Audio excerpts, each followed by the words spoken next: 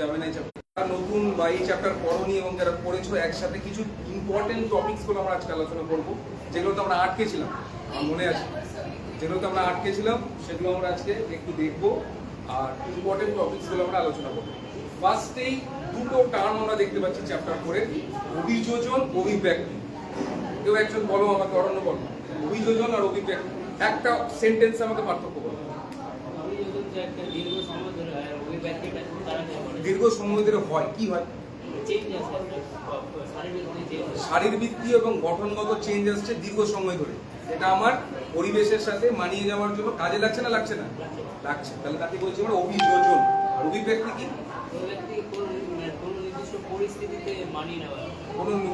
কোনো নির্দিষ্ট পরিস্থিতিতে বা পরিবেশে মানিয়ে নেওয়ার জন্য তোমার শরীরে ইনস্ট্যান্ট যে চেঞ্জটা এসছে তাকে বলে হচ্ছে অভিব্যক্তি।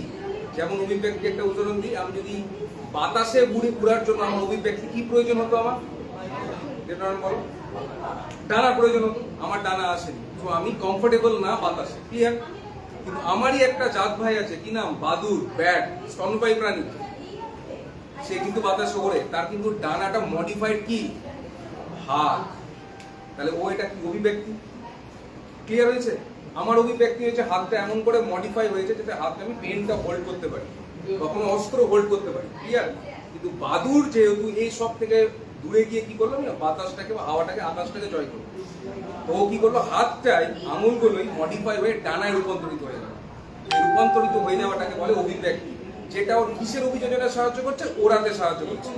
আর আমার পেন ধরাটা কি করছে? আমার ডেইলি লাইফ ফুডে আমাকে সাহায্য করছে। তো যার যেটা যাকে সাহায্য করে সেটা তার অভিব্যক্তি। আরেকটা এক্সাম্পল আমরা দিতে পারি, যেমন হচ্ছে আমরা তিমি মাছের কাছেও হাত আছে। তিমি মাছ অ্যাকচুয়ালি কিন্তু কোনো জলজ মাছ নয়। তিমি মাছ কি? স্তন্যপায়ী প্রাণী। হিসাব মতো ওর কাছে হাত থাকার কথা, হাত আছে। তার যে অগ্রজ ফিন যেভাবে থাকে সামনে, ওটা অ্যাকচুয়ালি আমার হাত। এর অন্তর গঠনটা দেখতে পেলে তোমরা দেখতে পাবে, ফার্স্ট হাড়টা আমাদের এই লম্বা হাড়টা, এটাকে বলে হিউমেরাস থাকে কিন্তু, ঠিক আছে? তারপরে এখানে দুটো হাড় থাকে, রেডিয়াস আর আলনা। চিংড়ি মাছের ক্ষেত্রে আমরা সেটাও দেখতে পাবো। তারপরে থাকে হচ্ছে কার্পাল, তারপরে থাকে মেটাকার্পাল, আর আঙুলগুলোকে বলে হচ্ছে ফ্যালেঞ্জেস, সেগুলোও থাকে।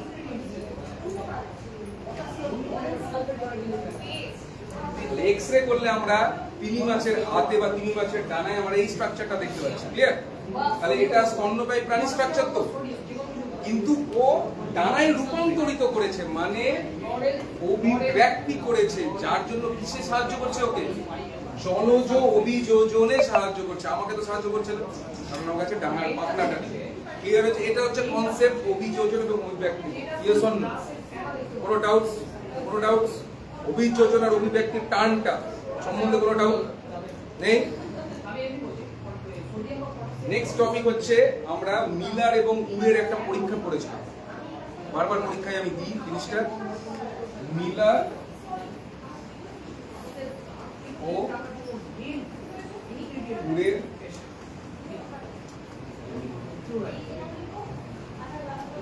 এর মেন উদ্দেশ্য কি ছিল? কেউ বলো, যে কোনো একজন। উদ্দেশ্য কি ছিল? এই দুজন ভদ্রলোক কি চেষ্টা করেছিল?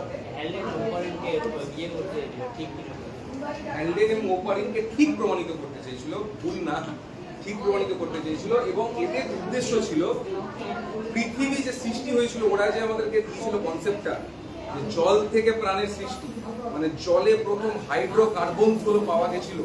সত্যি যদি আমরা পৃথিবীর প্রাথমিক পর্যায়টা ল্যাবে তৈরি করতে পারি, তো আমিও প্রাণের সৃষ্টি ল্যাবে করতে পারি কিনা, এটাই ছিল এদের উদ্দেশ্য।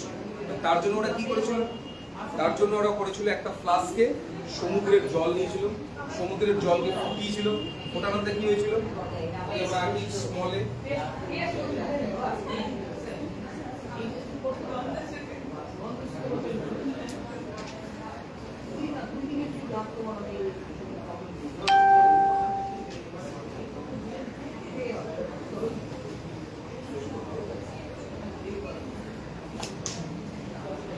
একটা সিম্পল কনসেপ্ট আমরা বুঝবো, চিত্রটা একটু আমার জন্য আমার কাছে। এখানে যদি আমি সমুদ্র পৃষ্ঠের জলটাকে আমি যদি হিট আপ করি, কি দেখাচ্ছিল? হিট আপ করলে কি তৈরি হবে? বাষ্প, ভেপার তৈরি হবে। এই পেপারটা সেকেন্ড ক্লাসকে যখন এলো তখন এই দুটো ভদ্রলোকগুলো কি করলো, এরা দুটো তড়িৎদ্বার নিল, তড়িৎদ্বার যেটা দিয়ে কি করতে পারে, পজিটিভ এবং নেগেটিভ কারেন্ট আমরা পাস করাতে পারি। তো পজিটিভ এবং নেগেটিভ কারেন্ট পাস করাটাকে ঠিক কোন জিনিসটাকে মিমিক করে বলো তো? কোন জিনিসটাকে ওরা করতে চেয়েছিল? বজ্র বিদ্যুৎ। সেই সময় পৃথিবী যখন গরম হওয়ার পর ঠান্ডা হচ্ছিল তখন বৃষ্টি হয়েছিল, বৃষ্টি হওয়ার আগে কি হয়েছিল? বজ্র বিদ্যুৎ। ওটাকে ওরা এখানে মিমিক করলো প্লাস মাইনাস তড়িৎদ্বার, ক্যাথোড অ্যানোড দিয়ে তড়িৎ দিল। তড়িৎ দেওয়ার পর এখান থেকে বাষ্পটা যখন বেরোচ্ছে এখানে লাগানো ওটা কন্ডেন্সার। কন্ডেন্সারের কাজ কি? গরম জিনিসকে ঠান্ডা করা। কন্ডেন্সারে যখন ঠান্ডা করবে, বাষ্প যখন ঠান্ডা হবে তখন কিসে রূপান্তরিত হবে? জলে রূপান্তরিত হবে। সেই জলটা কোথায় আসবে? এই টেস্ট টিউবে আসবে। কতদিন ধরে করেছিল পরীক্ষাটা? 7 দিন ধরে করেছিল। 7 দিন পরে সত্যি জলটা রং দেখা গেছিল ঘোলা, এবং যখন তাকে মাইক্রোস্কোপিক স্ট্রাকচার বা অনুবীক্ষণ যন্ত্রের নিচে যখন তাকে পরীক্ষা করা হলো তখন দেখা গেছিল হ্যাঁ, হাইড্রোকার্বনের উপস্থিতি। এতে এটা কখনোই প্রমাণিত হয় না যে এই হাইড্রোকার্বন গুলো পরবর্তীকালে এককোষী জীব বা অ্যামিবার সৃষ্টি করতে পারে আর পারে না। ক্লিয়ার একদম? ও কিন্তু এটা প্রমাণ করতে পারেনি যে এখান থেকে প্রাণের সৃষ্টি হবেই, তার গ্যারেন্টি নেই। হাইড্রোকার্বন তো সৃষ্টি করেছিল। সেম পরিবেশটা দিয়েছিল পৃথিবীর প্রাথমিক পর্যায়ের পরিবেশটা। জল ছিল, প্রচন্ড হিট আপ মানে গরম ছিল, গরম হওয়ার পরে তড়িৎ বিদ্যুৎ, ঝড় বৃষ্টি হয়েছিল, ঝড় বৃষ্টি হওয়ার পর আবার সে জল কোথায় ফিরে এসেছিল? নিচে ফিরে এসেছিল, বা সেই জলে প্রাণের সৃষ্টি হয়েছিল। প্রাণের সৃষ্টি হয়নি কিন্তু হাইড্রোকার্বনের উপস্থিতিও বের করে দিয়েছিল। তো মিলার আর উডের প্রথম পরীক্ষাটা খুব very very important with diagram. এটা একটা প্রথম আমরা পেলাম এই চ্যাপ্টারের একটা কোয়েশ্চেন উত্তর। ক্লিয়ার? আমি পরীক্ষা নিলে আমি কিন্তু এটা দেবই, মিলার আর উডের পরীক্ষা, আমি বারবার বলছি, ঠিক আছে? নেক্সট আমরা পড়বো হচ্ছে ল্যামার্কবাদ আর ডারউইনবাদ। বুঝলি না?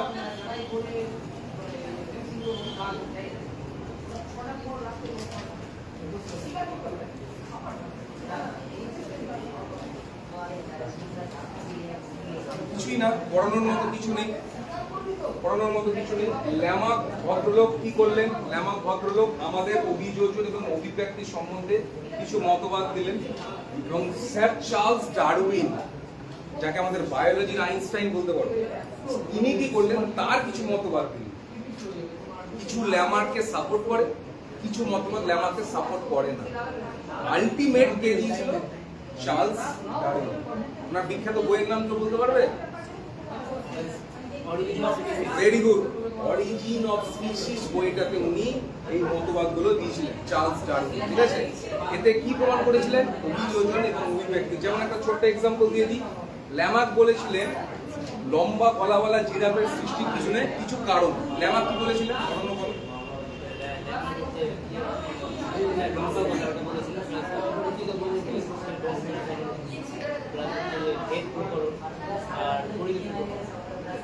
জিরাফের লম্বার জন্য আমরা কোনটাকে দায়ী করবো? মতবাদগুলোর মধ্যে পরিবেশের প্রভাব। তো ও ল্যামার্কটা এক্স্যাক্টলি কি বলতে চাইছে? ল্যামার্ক বলতে চাইছে যে পরিবেশের প্রভাবে বেটে জিরাফ ওই গাছ বা ওই গাছের পাতা খাওয়ার জন্য আস্তে আস্তে আস্তে আস্তে ওর গলা লম্বা হয়ে গেছে। ক্লিয়ার? একদম বাংলা ভাষায়। ছোট জিরাফ গাছের লম্বা জায়গায় থাকা সেই পাতাটাকে খাওয়ার যে চেষ্টা, এই চেষ্টা করতে করতে আলটিমেটলি তার গলা লম্বা হয়ে গেছে। কিন্তু চার্লস ডারউইন বলছেন না। চার্লস ডারউইন বলছেন প্রাকৃতিক নির্বাচন এখানে উনি অ্যাপ্লাই করছেন। প্রাকৃতিক নির্বাচনটা কি কেউ বলতে পারবে?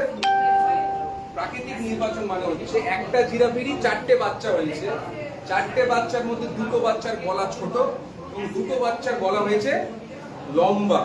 যে লম্বা 2টো বাচ্চা আছে তারাই গাছের ডগায় থাকা পাতাটা খেতে পারবে, পেটে বাচ্চা দুটো পারবে না, এবং আলটিমেটলি ওই পেটে বাচ্চাটা পৃথিবী থেকে আস্তে আস্তে অবলুপ্ত হয়ে যাবে, এবং সেই লম্বা জিরাফ বা লম্বা গলাওয়ালা বাচ্চারই বংশ আস্তে আস্তে এগোবে। ক্লিয়ার?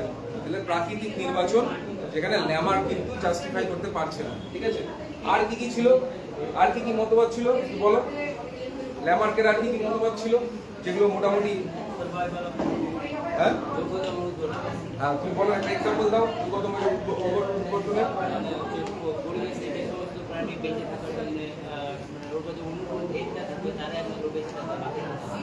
ল্যামার্ক বলেছে, চার্লস ডারউইন বলেছে।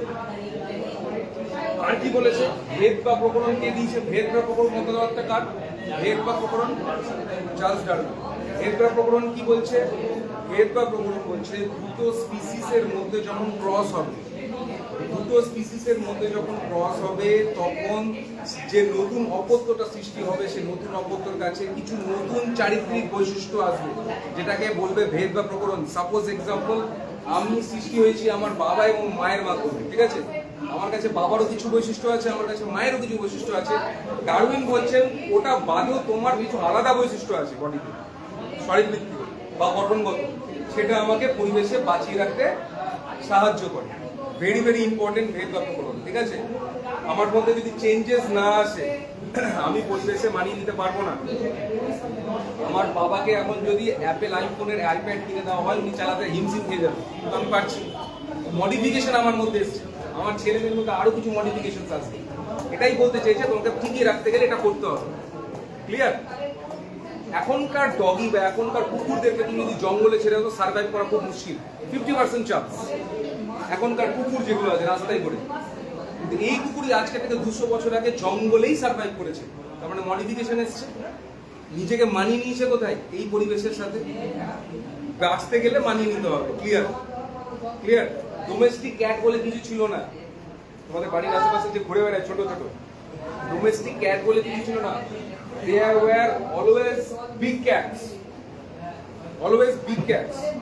কিন্তু সেই যে ডোমেস্টিক ক্যাট মানে কি, কোনো ক্যাটের কোনো স্পিসিস মানুষের নাগালে এসে জীবন শুরু করে, এবং তার কাছ থেকে যখন শুরু করলো প্রত্যেকে জীবন, তখন আস্তে আস্তে এই গৃহস্থ ক্যাটের সৃষ্টি, এবং সেই গৃহস্থ ক্যাট আস্তে আস্তে এই পরিবেশের সাথে কিন্তু মানিয়ে নিচ্ছে। একে আবার জঙ্গলে ছেড়ে আসলে সার্ভাইভ করতে পারবে না।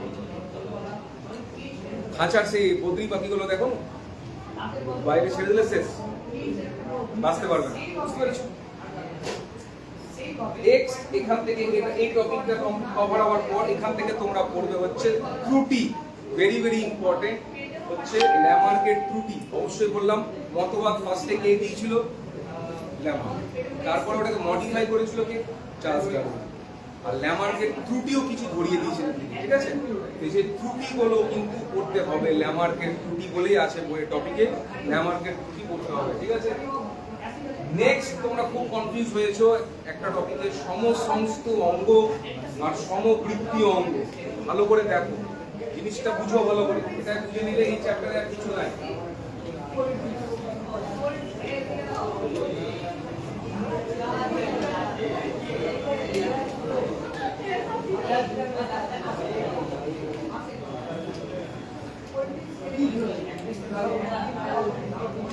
সমসমস্ত অঙ্গ এবং সমবৃত্তি অঙ্গ, ভালো করে বুঝো জিনিসটা, মুখস্থ পরে করবে, এখানে কনফিউজ হবে না। একটু আসতে, সমসমস্ত অঙ্গ মানে হচ্ছে, সমসমস্ত অঙ্গ মানে হচ্ছে যখন কোনো দুটো অঙ্গ বা যখন কোনো প্রাণীর, একাধিক প্রাণীর কোনো অঙ্গ সমষ্টি ভিন্ন পরিবেশে গিয়ে ভিন্ন কাজ করছে, কিন্তু তারা গঠনগতভাবে এক, তখন তাকে বলবো সমসমস্ত অঙ্গ। ভালো করে বুঝো কি বললাম। গঠনগতভাবে এক কিন্তু কাজ করছে তারা আলাদা, তখন তাকে বলবো সমসমস্ত অঙ্গ। গঠনগতভাবে এক কিন্তু কাজ করছে আলাদা। যেমন গঠনগতভাবে এক, একটা এক্সাম্পল দিতে পারি, এটা হচ্ছে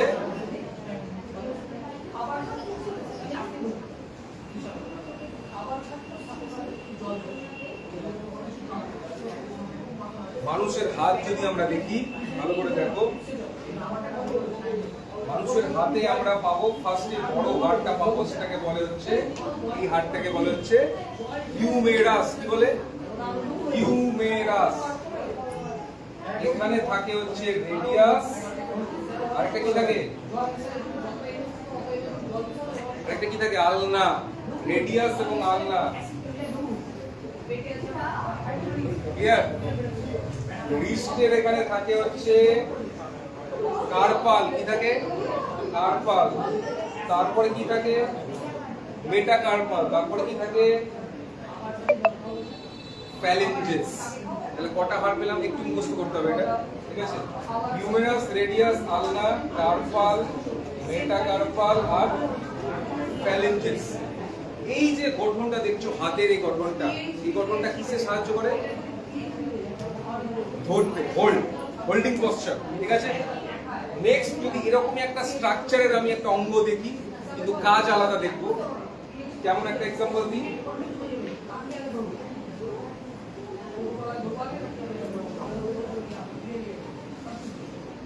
বাদুড়ের ডানা যদি আমরা নিয়ে আঁকার চেষ্টা করি, তো বাদুড়ের ডানার ভেতরে যদি দেখি, এখানেও আমি পাবো হিউমেরাস হাড়টা পাবো, ক্লিয়ার? এখানে পাবো হচ্ছে রেডিয়াস আলনা, ক্লিয়ার? তারপরে এর কাছেও পাবো হচ্ছে কার্পাল, তারপরে পাবো হচ্ছে মেটাকার্পাল, তারপরে পাবো হচ্ছে ফ্যালেঞ্জেস। তাহলে অন্তর্নিহিত গঠনটা সেম না? বাদুড়ের ডানার আমার হাতের হাড়গুলো সেম না? কাউন্টিংও সেম কিছু ক্ষেত্রে আছে, ঠিক আছে? তাহলে গঠনগতভাবে সেম, বাদুড়ের ডানার আমার হাত, কিন্তু কাজ আলাদা আলাদা তো। তাহলে এই টাইপের অঙ্গকে আমরা বলবো সমসংস্থ অঙ্গ। ভালো করে তুমি বুঝতে পেরেছো? এই ক্লাস তুমি করেছিলে ফার্স্টে, আমার ফার্স্ট ক্লাসটা করো, ভালো করে দেখো। সমসংস্থ বোধহয় ক্লিয়ার আছে? সমসংস্থম আছে গঠনগতভাবে এক কিন্তু কাজ পরিবেশের জন্য আলাদা, তাকে বলবো সমসংস্থ অঙ্গ। পরীক্ষায় আসলে প্রাণীদের ক্ষেত্রেও এক্সাম্পলটা দেবে আর উদ্ভিদের ক্ষেত্রেও এক্সাম্পল দিতে হবে। একটা এক্সাম্পল দাও তুমি চাঁদু। ক্যাকটাসের কাঁটা আর পেঁয়াজের শঙ্খপত্র, ভেরি গুড। ক্যাকটাস, এর যে কাঁটা, এটা কি এক ধরনের বলতো? কাঁটা কি? পরিবর্তিত পাতা। এর কাজ কি? এই পাতার কাজ কি? এটা তো পাতা বলছো তো, এই পাতার কাজ কি? প্রথম কাজ হচ্ছে বাষ্পমোচন আটকানো। পরিবেশ কোথায় থাকে? মরুভূমিতে থাকে। বডি থেকে অতিরিক্ত জল বেরিয়ে যাওয়া হার্মফুল হবে না হবে না? ক্ষতিকারক হবে না হবে না? হবে, কারণ জলের অভাব। তাহলে এই কাঁটা হয়ে গেলে কি হবে? বাষ্পমোচনটা কম হবে। আরেকটা কাজ কি কাঁটাওয়ালা পাতার? আত্মরক্ষায় সাহায্য করবে, ঠিক আছে? সেম যদি আমি আরেকটা পাতা আঁকি কিন্তু তার কাজ যদি বাষ্পমোচন আটকানো না হয়, আত্মরক্ষা না হয়, তাহলে সেটা আমরা সমসংস্থ অঙ্গ বলতে পারবো তো? গঠনগতভাবে এক কিন্তু কাজ আলাদা। যেমন একটা এক্সাম্পল আমাদের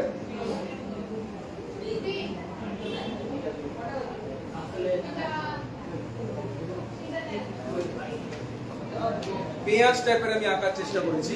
পেঁয়াজের খোসাগুলো খুললে দেখো না খুলে যায়, তো কি অ্যাকচুয়ালি পেঁয়াজের পাতা। ক্লিয়ার? এই পাতার কাজ আর এই পাতার কাজ কি সেম? তুমি বলছো ক্যাকটাসের কাঁটাটাও পাতা আর পেঁয়াজের খোলসাটাও পাতা, কিন্তু পেঁয়াজের খোলসার যেটা কাজ এবং ক্যাকটাসের কাঁটার যেটা কাজ কি সেম হলো? এর কাজ আত্মরক্ষা করা, বাষ্পমোচন আটকানো। আর পেঁয়াজের কাজ কি? খাদ্য বস্তু এবং শ্বেতসার সঞ্চয় করা। এটাকে আমরা বলতে পারি উদ্ভিদের ক্ষেত্রে উদাহরণ সমসংস্থ। ক্লিয়ার? সেম চলে আসো সমবৃত্তীয় অঙ্গ, উল্টো, গঠনগতভাবে আলাদা কিন্তু কাজ সেম, তখন তাকে বলবো আমরা সমবৃত্তীয়। বৃত্তীয় মানে কি? বৃত্ত মানে কি? কাজ। সমবৃত্তীয় মানে সেম কাজ করে এমন অঙ্গ, ঠিক আছে? যেমন এক্সাম্পল, গঠন আলাদা কিন্তু কাজ। একটা এক্সাম্পল দাও প্রাণীর ক্ষেত্রে। পাখির ডানা আর পতঙ্গের ডানা। পাখির ডানা যদি আমরা দেখি, বাদুড়ের মতোই আমি আঁকার চেষ্টা করলাম কিন্তু হাড়ের স্ট্রাকচারটা সেম না। পাতলা পাতলা নিউম্যাটিক হাড় থাকে। নিউম্যাটিক মানে জানো? নিউম্যাটিক মানে এয়ারফুল, মানে হাওয়া ভরা হাড় থাকে, ঠিক আছে? আর পতঙ্গের ডানাটা যদি আঁকি,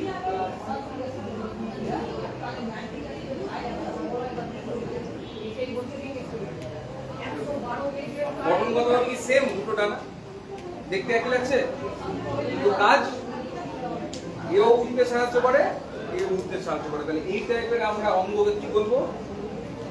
সমবৃত্তীয় অঙ্গ, ঠিক আছে? পতঙ্গের ডানা একটা এমসিকিউ কোশ্চেন আসতে পারে, পতঙ্গের ডানা কি দিয়ে তৈরি? কেউ বলতে পারো স্নেহা? কাইটিন। কাইটিন কি? Protein, very good. উদ্ভিদের ক্ষেত্রে এক্সাম্পল দাও একজন, কেউ দাও, তুমি দাও, সাজিয়ে দাও সমবৃত্তীয় অঙ্গর উদ্ভিদের উদাহরণ। আঙুর গাছের লতা আর অশোক গাছের মটর গাছের লতা।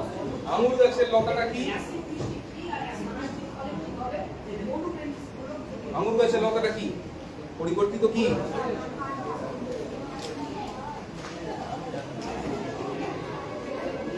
আর মটর গাছেরটা কি? মটর গাছেরটা কি? পরিবর্তিত লতা। ভালো করে বলো। পাতাকার কাণ্ডকার? কাণ্ড হচ্ছে মটর গাছের, পরিবর্তিত কাণ্ড হচ্ছে মটর গাছে লতা। আর আঙুর গাছও লতা ভাবে ওঠে, কিন্তু ওটা পরিবর্তিত পাতা। ঠিক আছে, আঙুর গাছেরটা পাতা, মটর গাছেরটা লতা, মানে কাণ্ড। ঠিক আছে, কিন্তু দুটো ক্ষেত্রে কাজ কি? আঙুর গাছেরও কাজ হচ্ছে কোনো গাছকে সাহায্য নিয়ে উপরে ওঠা, মটর গাছেরও কাজ হচ্ছে সাহায্য নিয়ে উপরে ওঠা, কিন্তু একজনকে সাহায্য করছে কে? পাতা, আর একজনকে সাহায্য করছে কে? কাণ্ড। তাহলে কাজ একই কিন্তু গঠন সেম, একজনের কাণ্ড একজনের পাতা। তাহলে এই টাইপের অঙ্ককে আমরা বলবো সমবৃত্তি অঙ্ক। একদম ভুল হবে না, পরীক্ষায় একটু ভুল হয়েছিল, তোমরা যারা পরীক্ষা দিচ্ছিলে একটু ভুল হয়েছিল, কিন্তু সমবৃত্তি এবং সমসংগ একবারও ভুল হবে না। ঠিক আছে, নেক্সট টপিকের মধ্যে কিছু কিছু টপিক আমাদের পড়া আছে। তার মধ্যে একটা ছিল হচ্ছে মাছের অভিযোজনে পটকা কি করে সাহায্য করে, পড়েছিলাম আমরা। বলো বলো না, ফার্স্টে আমাকে জানতে হবে যে মাছের অভিযোজনেই কেন পটকার প্রয়োজন পড়লো, আমার পটকার প্রয়োজন পড়লো না কেন। প্রথম কথা হচ্ছে যেটা বললাম, যে পরিবেশে বেঁচে রাখার জন্য যা প্রয়োজন সেটা করতে হবে। জলজ পরিবেশে এমন কিছু শরীরে যদি আমার চেঞ্জ আসে যে জলে আমার বেঁচে থাকাটা ইজি হয়, তো এটা কার দরকার? মাছের না আমার? সিম্পল মাছের, আমার তো দরকার নাই। মাছ কি করলো? মাছের শরীরে ইভলিউশন আসলো পটকার, অভিযোজন আসলো সে পটকার। পটকাটা দেখতে কেমন?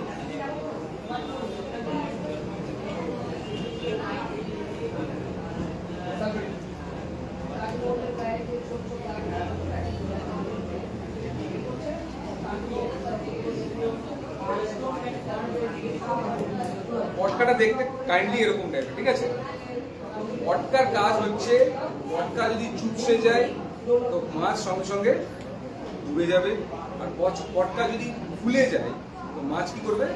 ভেসে যাবে। ঠিক আছে, কি থাকে যার জন্য এটা ফুলে যায়? Air, gas. ঠিক আছে, আর কি বেরিয়ে যায় যার জন্য এটা চুপসে যায়? এয়ার। এখানে শুধু একটু পার্থক্য আছে, কাজটা করে কি করে। প্রথম পার্টটার নাম কি?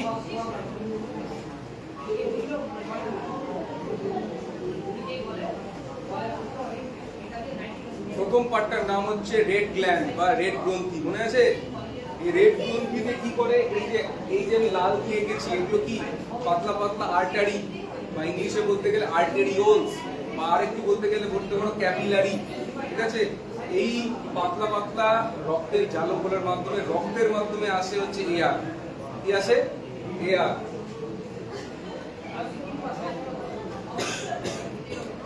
যে এয়ার আসলো কোথায়? রেড গ্রন্থি বা লাল গ্রন্থিতে আসলো, তখন পটকাটা কি হয়? ফুলে যায়। ঠিক আছে, এই পার্টটার নাম হচ্ছে রেডিয়া মিরাবিলিয়া। কি থাকবে? রেডিয়া মিরাবিলিয়া। এই পার্টটাতেও দেখো কিছু ব্লাড ভেসেলস আছে, ক্যাপিলারিস আছে না? এই কাজ হচ্ছে এই যে এয়ার গুলো আছে, এই এয়ারটাকে শোষণ করে দেওয়া। তাহলে পটকাটা চুপসে যাবে, মাছ ভেসে যাবে। এটা একটা অভিযোজনের এক্সাম্পল। আরেকটা এক্সাম্পল দেওয়া ছিল, সেটা হচ্ছে আমাদের উটের হাম্প। পড়িয়েছিলাম উটের হাম্প। উটের হাম্প কি করে? উটকে মরুভূমিতে অনেকদিন জল না খেয়েও বেঁচে থাকতে সাহায্য করে। আর আমরা জানতাম কি, উটের পিঠে, আমাদের ছোটবেলায় জানতাম উটের পিঠে জল থাকে। অ্যাকচুয়ালি জল থাকে কি? থাকে না। কি থাকে? ফ্যাট থাকে। ফ্যাটটা গলে জলে রূপান্তরিত হয়। ঠিক আছে, বুঝতে পেরেছো? উট একবারে কত গ্যালন জল খেতে পারে জানো? Near 1 litre. তো আমিও পারি, আরো বেশি। Near about 46 gallon. গ্যালনের হিসাব বড় হিসাব, পারবো আমরা খেতে? আমরা কেন ওই ওজনের বা ওই উচ্চতার যতগুলো মানুষ হবে, মুখের ওজন ধরে নাও কত 120 কেজি 130 কেজি, তো 120 কেজি 130 কেজি যদি মানুষ নিই আমার মতো চারটা পাঁচটা, আমরা 46 গ্যালন জল একবারে খেতে পারবো? ধরবে আমাদের স্টমাকে? ধরবে না। কিন্তু উপরবেলা সে ক্যাপাবিলিটি দিচ্ছে, এই উপরবেলার দেওয়া ক্যাপাবিলিটিটাকেই তো বলে অভিযোজন। ও পারে, আমরা পারি না। ও যদি একবার অতগুলো জল খেতে পারে, তার মানে উপরবেলা ওকে স্টোর করারও ক্ষমতা দিয়েছে, যাতে যখন জল ও খেতে পারবে না দীর্ঘদিন ধরে, ওই জলটা ওকে সাপ্লাই দেওয়া যায়। ক্লিয়ার? আর মুখের কাছে কিছু এই পুঁচটা যেটা আছে, হাম্প বলে ইংলিশে, হাম্পেতে কি থাকে জানো? এক ধরনের বিশেষ ফ্যাট থাকে। যখন মুখ অনেকক্ষণ জল খেতে পারে না, পেটেও জল নাই, তখন এই ফ্যাটটা গলে দিয়ে জল হয়ে যায়, পেট ভরে যায়। ইন্টারেস্টিং জিনিস। এটা উটের অভিযোজন। কোথায় বেঁচে থাকার জন্য? মরুভূমিতে বেঁচে থাকার জন্য। বুঝতে পেরেছো? মাছ মরুভূমিতে বাঁচবে না, মুখ আবার জলে বাঁচবে না। বুঝতে পেরেছো? এই যে ভিন্ন টাইপের পরিবেশের সাথে বেঁচে থাকার জন্য প্রত্যেকের শরীরে কিছু চেঞ্জেস এসেছে দীর্ঘদিনে, এটাই অভিযোজন। ঠিক আছে? আরেকটা অভিযোজন যদি বলি মুখের ক্ষেত্রে, জানো আমরা বলেছিলাম লোহিত রক্তকণিকার শেপ। লোহিত রক্তকণিকা করে রেখেছে চ্যাপটা।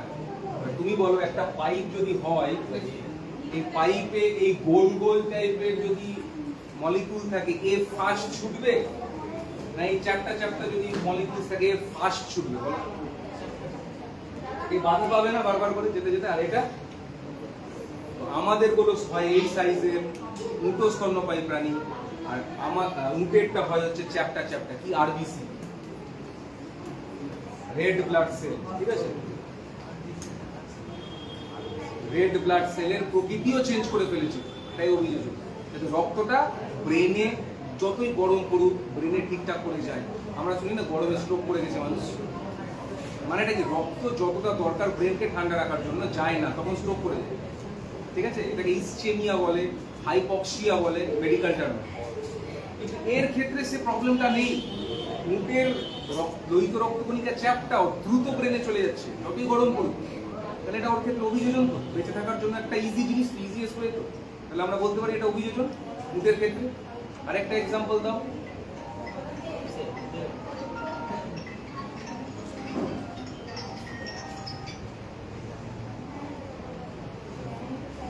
হ্যালো?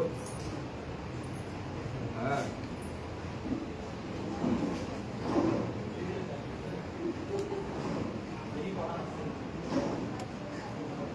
কমপ্লিট হয়ে